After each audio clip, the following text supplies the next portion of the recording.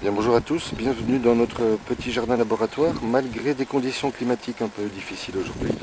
Je vais tenter de vous présenter les derniers aménagements réalisés dans ce petit jardin. Et tout d'abord, je voudrais remercier Yvan qui m'a offert ce bac. Ce bac qui a contenu des machines-outils, puisqu'il est le patron d'une société qui travaille dans le monde pétrolier. Et il réalise des têtes de forage notamment. Et voilà, c'est à cette occasion que j'ai pu récupérer ce bac en bon état.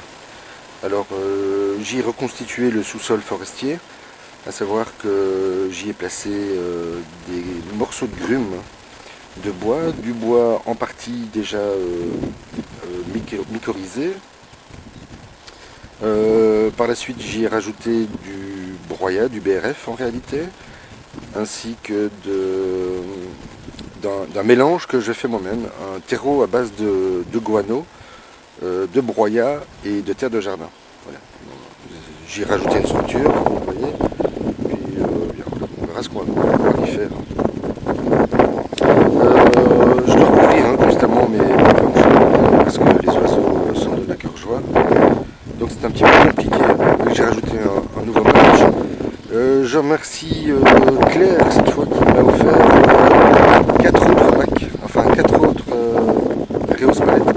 Et je vous avoue que voilà, je suis très heureux d'avoir rencontré cette personne, comme beaucoup d'autres d'ailleurs, qui m'offre ce matériel abîmé, je sais, mais moi il m'est fort utile.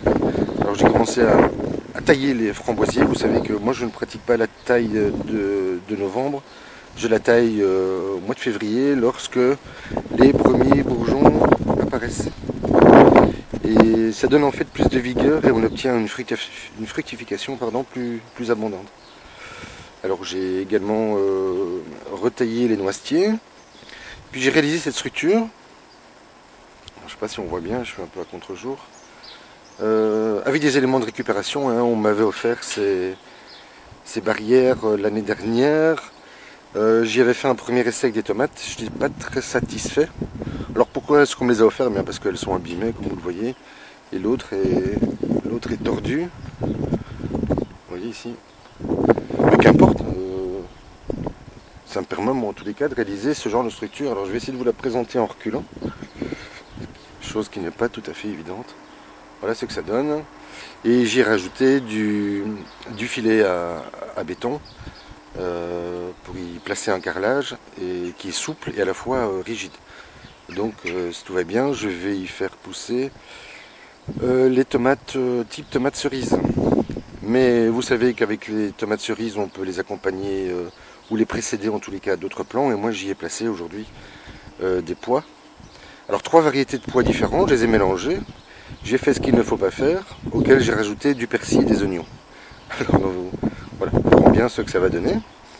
De toute façon, ça restera des planches vivantes par la suite. Donc voilà, c'est un essai, nous verrons bien. J'ai remulché l'ensemble, enfin pas l'ensemble, la première partie du terrain, la partie la plus ancienne, celle dans laquelle nous pouvons travailler en partie dans la terre, malgré les planches que j'ai réalisées. Alors que dans l'autre partie, c'est un peu plus compliqué, là on doit travailler en hauteur. Et voilà, c'est une bonne chose. Alors, vous voyez que j'ai récupéré 2 nouveaux ballots. Je remercie José qui a pris le temps de venir me les apporter. Et ben voilà, ça m'a permis d'avancer un peu dans d'autres types de conception, toujours un peu empirique. Ma foi, nous verrons cette année-ci si ça fonctionne ou pas.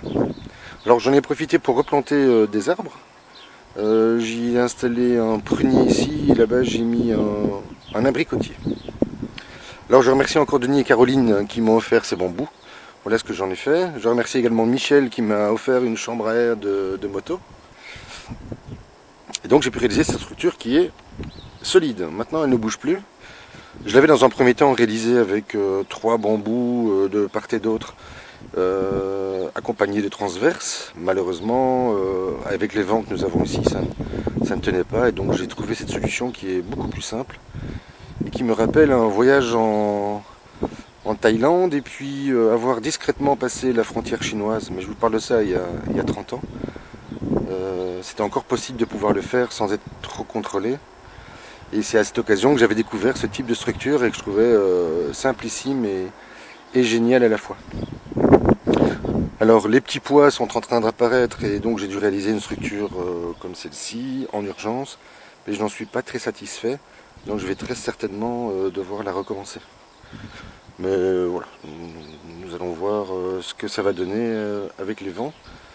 Et puis voilà, ça peut être facilement transformé en une petite heure.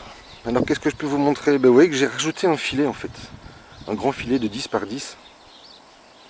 Parce que le brise-vent que j'avais installé a fait plier la structure. C'est-à-dire qu'avec les 3 tempêtes que nous avons eues, ça n'a pas été de tout repos dans ce petit jardin, mais finalement, je m'en sors relativement bien.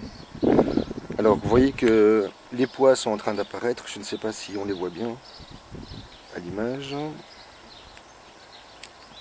Voilà, ils sont accompagnés d'oignons blancs, et si tout va bien, nous les récolterons d'ici quelques semaines. Alors qu'est-ce que je peux encore vous montrer? Ah oui, tiens, j'ai récupéré ceci à côté d'une poubelle. Et je vais très certainement en faire un jardin surélevé. Enfin, j'y réfléchis encore parce que voilà, j'ai beaucoup d'idées, mais je n'ai malheureusement pas beaucoup de temps. Alors vous voyez que j'ai ces nouveaux bacs que j'ai pu récupérer, dans lequel je suis en train de préparer à base de compost, de crottin de cheval, de fumier ou de mes différents composts. Préparer les futures plantations. Tiens, je vous montre le résultat du persil et des épinards. Je trouve particulièrement réussi, en tous les cas pour l'instant. Par contre, les choux chinois sont en train de monter en fleurs. Alors je vais les garder, je récupérerai les graines. Mais vous voyez que la levée se passe bien, On est donc dans du broyat, on n'est pas dans de la terre. Et là, on a des oignons rouges. Il y a même les épinards qui étaient dévastés qui sont en train de reprendre. Bien, voilà, ça se passe bien. Les fleurs, les premières fleurs sont en train d'apparaître. Je ne sais pas si on les devine. Alors, je vais essayer de faire un zoom. Voilà. Là, je crois qu'on les devine. Alors, de quoi je peux vous parler? Eh bien, de ceci, peut-être. Alors, je suis en train d'imaginer une nouvelle structure. Ce n'est pas mon futur lit, c'est simplement l'idée de créer un jardin surélevé. Alors j'y ai placé, j'y ai placé donc de la fumure, j'y ai placé du crottin de cheval, j'y ai placé du charbon de bois qui me restait, des coquilles d'œufs, j'ai installé du sang de bœuf, j'y ai installé de l'azote à 0,4. Qu'ai-je mis encore? Et un peu de sels minéraux.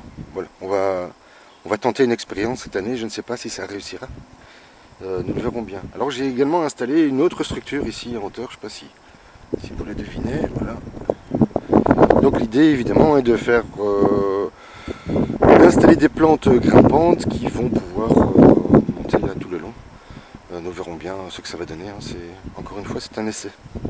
Bon voilà, je vous laisse ici, je pense que on va faire un petit tour, à peu près le tour avec vous. Mais je vous laisse parce que les conditions sont en train de changer. Voilà, je vous souhaite à toutes et à tous une excellente fin de journée.